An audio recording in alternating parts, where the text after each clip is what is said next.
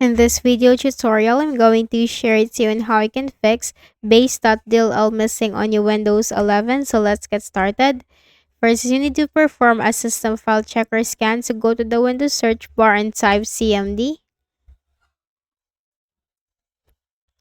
Click Run as Administrator option on the right pane and type sfc space / scan now. Hit enter. The system scan will begin, so simply wait for the process to be 100% completed. Once completed, simply type exit in the command prompt window and restart your Windows once. Next method is to open a browser and simply search for Visual C++ redistributable and hit enter. Click on the first match. Scroll down and you'll find a link depending on the system's type. So go to the Windows search bar, type system info. Locate your system type and then click the link corresponding to it and simply install the Visual C++ on your Windows.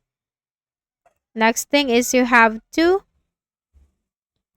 update your Windows. So click on the Start button and go to Settings.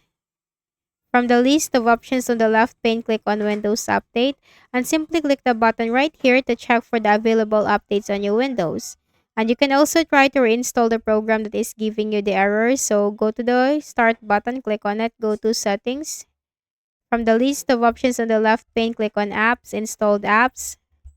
Locate the application that is giving you the error, click the three dots and select the uninstall option and simply reinstall it into your Windows. So I hope this video helped you. Kindly please do not forget to hit the like button and subscribe to this YouTube channel. Thank you for watching the video.